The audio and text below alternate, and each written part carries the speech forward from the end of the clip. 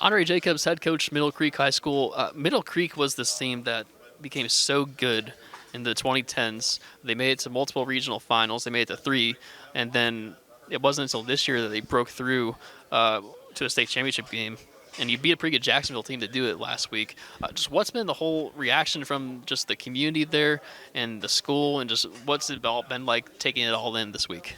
It's been great, man. I think people have been excited about this season, for, since they announced where we were going to be. Hmm. So the community is excited. There is no downtown Middle Creek. So it's not Yeah. like you can go to the local coffee shop Yeah. and talking about Middle Creek football. So we have our own community that we built, Yeah. in their surrounding areas. But Yeah. people are excited. Our fans are excited. My students are excited. Our principal, our administration staff, everybody's excited about this opportunity. So obviously, for a state championship as a head coach, you're still a younger head coach. You're in what, 35? 35, yeah. 35. But you did go to one as a player at South Columbus. Tell me about that, and how can you kind of use that experience from when you were in these guys' shoes, these guys you're leading, you were in their shoes before, and how can you kind of use that experience to help them out? Well, as a player, as my senior year in high school, South Columbus, we got to play at NC State. Hmm. We played Lincoln and back then, but really enjoying the moment. I think we were so, coming from South Columbus, nobody had ever done it, so we were just so excited just to be there.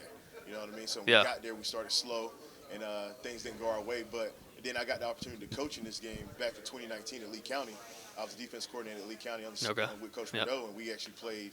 Will again, Shipley, right? Yeah, we played. Yeah, and I got to see it from a player's perspective and a coach's perspective. But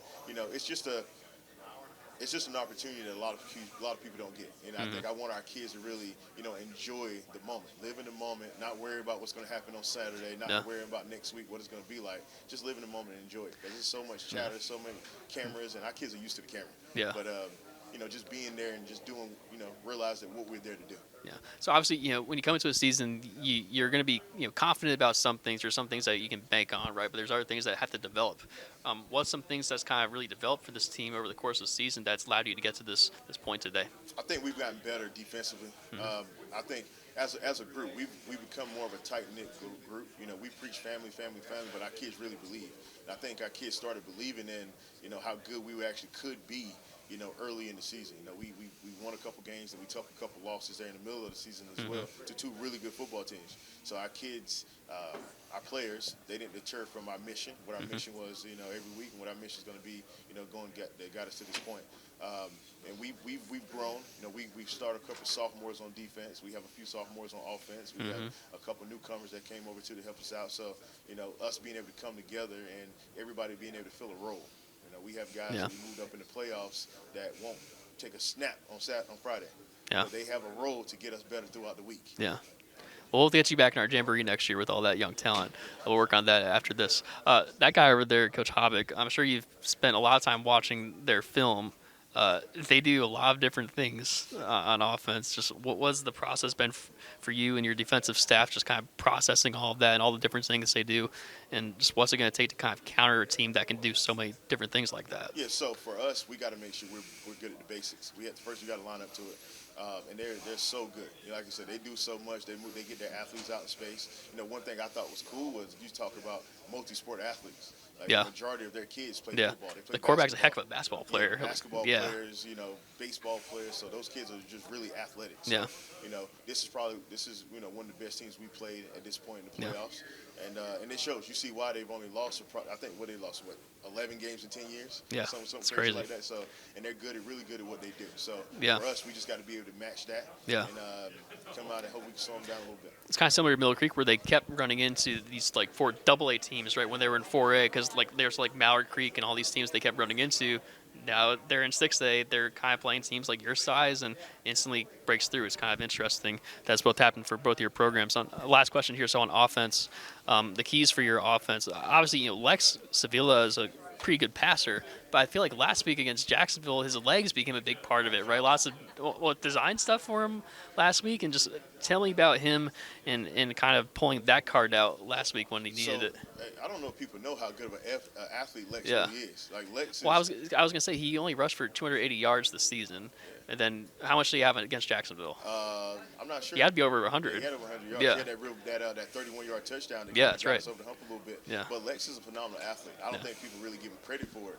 because we didn't run him much early in the season. Yeah. You know, we would take him off when we want to do some of the Wildcat stuff, but you know, he's a phenomenal athlete. He can run the ball, he throw the ball well. Up until he had his wrist injury, Yeah. he was running the ball consistently. So and he does a lot. He can throw the ball downfield with some of the best. He has, he's a great kid too. You know what I mean? So he's a competitor, a very fiery competitor. He wants to be included into the run game as well. And I think Coach Willicks has done a good job of kind of letting him do what he wants to do. Let Lex be Lex. Let him run that thing a little bit and make some plays.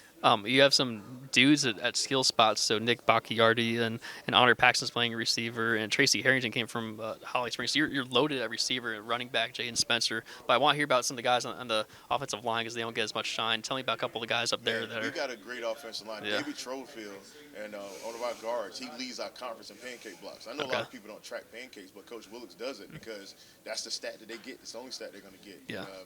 We do a lot behind him, James, Ricardo, Stanley, and Sean Clemenson. But those guys is a senior-led group. I think four of the five are seniors. And Stanley, he's a sophomore, and they do a really good job. Those guys they're tough.